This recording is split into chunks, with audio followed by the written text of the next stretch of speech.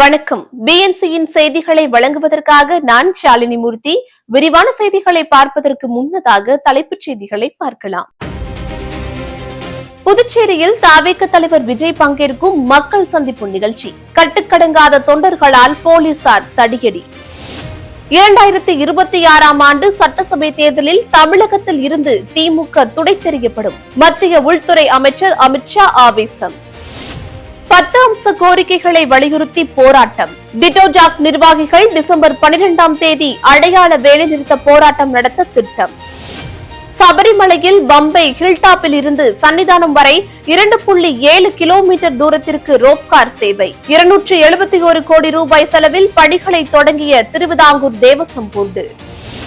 Kovai Madurai metro rail திட்டங்களை நிராகரித்தது ஏன்? நாடாளுமன்றத்தில் 5 காரணங்களை கூறிய மத்திய இணையமைச்சர்.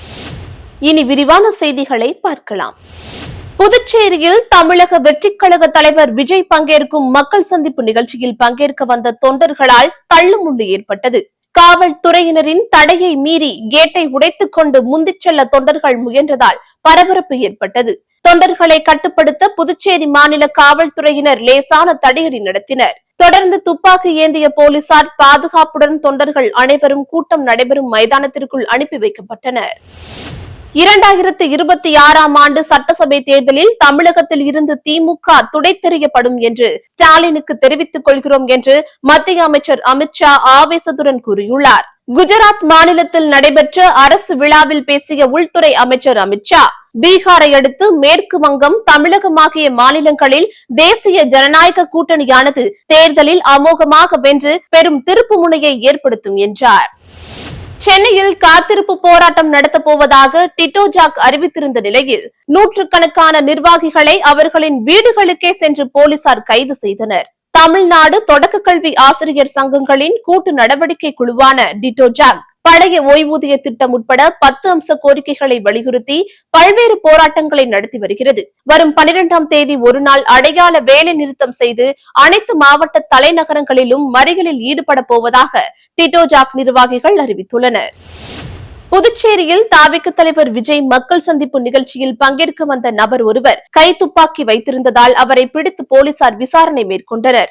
அப்போது அவர் தனது துப்பாக்கிக்கு லைசென்ஸ் இருப்பதை காட்டிய போது அதில் தமிழக முகவரி இருந்ததால் அவரை அனுமதிக்க முடியாது என்று தெரிவித்தனர். பொதுக்கூட்டத்திற்கு ஏன் துப்பாக்கி எடுத்து வந்தீர்கள் என கேள்வி எழுப்பியதோடு ஓதியஞ்சாலை போலீஸ் ஸ்டேஷனுக்கு அழைத்து சென்றனர்.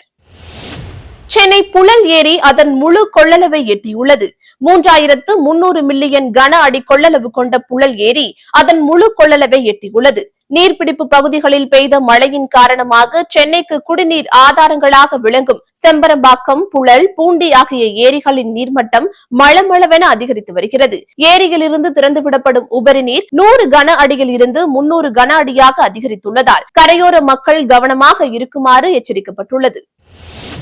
போடியில் முறையான ஆவணங்களின்றி பல டன் ஏலக்காய் விற்று கோடிக்கணக்கில் முறைகேடு செய்த குற்றச்சாட்டில் தலைமறைவாக இருந்த திமுக நிர்வாகி சங்கர் நேற்று அமலாக்கத்துறை அதிகாரிகள் முன்பு ஆஜரானார். கடந்த மாதம் சுமார் 300 டன் ஏலக்காய்களை முறையான ஆவணங்கள் இன்றி போடியில் இருந்து ரயில் மூலம் வட மாநிலங்களுக்கு சங்கர் மற்றும் அவருடைய மகன் லோகேஷ் அனுப்பியதாக கூறப்படுகிறது.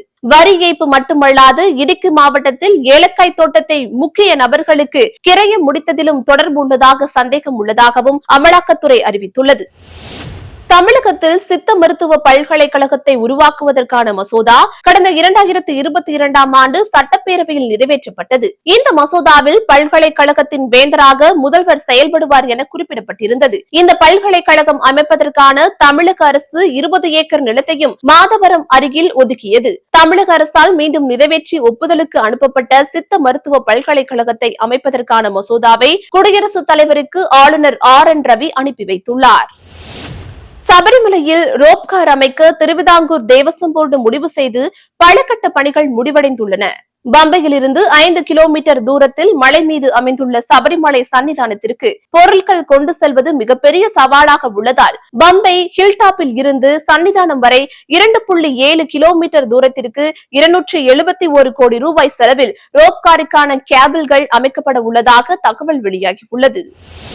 கோவை மதுரை மெட்ரோ ரயில் திட்டங்களை நிராகரித்ததற்கான 5 காரணங்களை மத்திய அரசு தெரிவித்துள்ளது. கோவை மதுரை மெட்ரோ ரயில் திட்டங்களை செயல்படுத்த மத்திய அரசு அதிகாரப்பூர்வமாக நிராகரித்ததா அல்லது மறுத்ததா என மாநிலங்களவையில் திமுக உறுப்பினர் கனிமொழி, NVN சோமு நேற்று கேள்வி எழுப்பினார்கள்.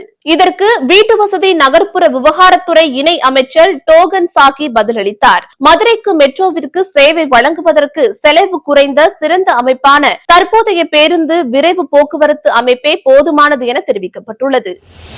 ஜப்பானில் நேற்று 7.5 ரிக்டர் அளவில் சக்தி வாய்ந்த நிலநடுக்கம் ஏற்பட்டதாக அந்நாட்டு தேசிய நில அதிர்வு மையம் தெரிவித்துள்ளது.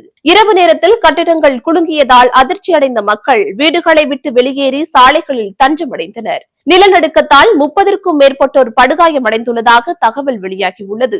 நிலநடுக்கத்தை தொடர்ந்து ஜப்பானில் சுனாமி எச்சரிக்கை விடுக்கப்பட்ட பின்னர் அது வாபஸ் பெறப்பட்டது. இத்துடன் செய்திகள் நிறைவடைகின்றன. அண்மை செய்திகளை உடனுக்குடன் தெரிந்து கொள்ள BNC டைம்ஸ் செய்திகளுடன் இணைந்திருங்கள். நன்றி.